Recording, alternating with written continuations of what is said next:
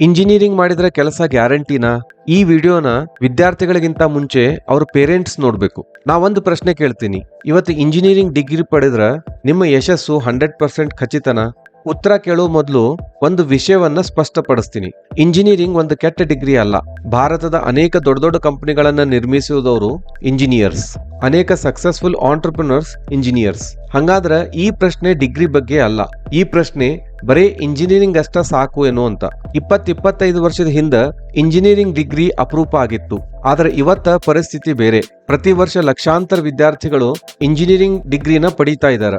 ಅಂದ್ರೆ ಡಿಗ್ರಿ ಮೌಲ್ಯ ಕಡಿಮೆ ಆಗ್ಯದಂತಲ್ಲ, ಆದ್ರೆ ಕಾಂಪಿಟೇಷನ್ ಜಾಸ್ತಿ ಆಗಿದೆ. ಒಂದು ಕಾಲದೊಳಗ ಡಿಗ್ರಿ ಇದ್ರೆ ಜಾಬ್ ಸಿಗ್ತಿತ್ತು. ಇವತ್ತ ಡಿಗ್ರಿ ಜೊತೆ ಸ್ಕಿಲ್ನು ಬೇಕು. ಇದನ್ನ ನಾವು ಒಪ್ಕೊಳ್ಳೇಬೇಕು. ಇವತ್ತ ಬಹಳಷ್ಟು ಇಂಜಿನಿಯರಿಂಗ್ ಗ್ರಾಜ್ಯುಯೇಟ್ಸ್ ಒಳ್ಳೆ ಪ್ಯಾಕೇಜ್ ಅನ್ನ ಪಡಿತಾ ಇದ್ದಾರೆ. ಆದ್ರೆ ಅದೇ ಸಮಯದೊಳಗ ಇನ್ನೂ ಹಲವಾರು ಗ್ರಾಜ್ಯುಯೇಟ್ಸ್ ತಮ್ಮ ಎಕ್ಸ್ಪೆಕ್ಟೇಷನ್ ಅಷ್ಟು ಜಾಬ್ ಮತ್ತ ಸ್ಯಾಲರಿನ ಪಡಿತಾ ಇಲ್ಲ. ಯಾಕ? ಅವರು ಇಂಜಿನಿಯರಿಂಗ್ ಮಾಡಿದ ಕಾರಣಕ್ಕ ಅಲ್ಲ. ಒಂದೇ ಡಿಗ್ರಿ ಹೊಂದಿರೋ ಇಬ್ರು ಕ್ಯಾಂಡಿಡೇಟ್ ಫಲಿತಾಂಶ ಯಾಕ ವಿಭಿನ್ನ? ಅದ ಮುಖ್ಯ ಪ್ರಶ್ನೆ. ಒಬ್ಬ ವಿದ್ಯಾರ್ಥಿ 4 ವರ್ಷ ಬರೀ ಎಕ್ಸಾಮ್ ಪಾಸ್ ಮಾಡ್ಲಿಕ್ಕೆ ಓದ್ತಾನ, ಇನ್ನೊಬ್ಬ ಪ್ರೊಜೆಕ್ಟ್ಸ್ ಮಾಡ್ತಾನ, ಇಂಟರ್ನ್ಶಿಪ್ ಮಾಡ್ತಾನ, ಕಮ್ಯುನಿಕೇಶನ್ ಸ್ಕಿಲ್ಸ್ ಅನ್ನ ಬೆಳೆಸ್ಕೋತಾನ, ಹೊಸ ಟೆಕ್ನಾಲಜಿ ಕಲಿತಾನ. ಇವರಿಬ್ಬರದು ಗ್ರಾಜುಯೇಷನ್ ಆದ್ಮೇಲೆ ಇಬ್ಬರ ಕಡೆ ಇರೋ ಡಿಗ್ರಿ ಒಂದ, ಆದ್ರೆ ಅವ್ರ ವ್ಯಾಲ್ಯೂ ಬೇರೆ ಬೇರೆ ಆಗಿರ್ತದ. ಹಾಗಾದ್ರೆ ಇಂಜಿನಿಯರಿಂಗ್ ಯಾವಾಗ ವರ್ತ್ ಇಟ್?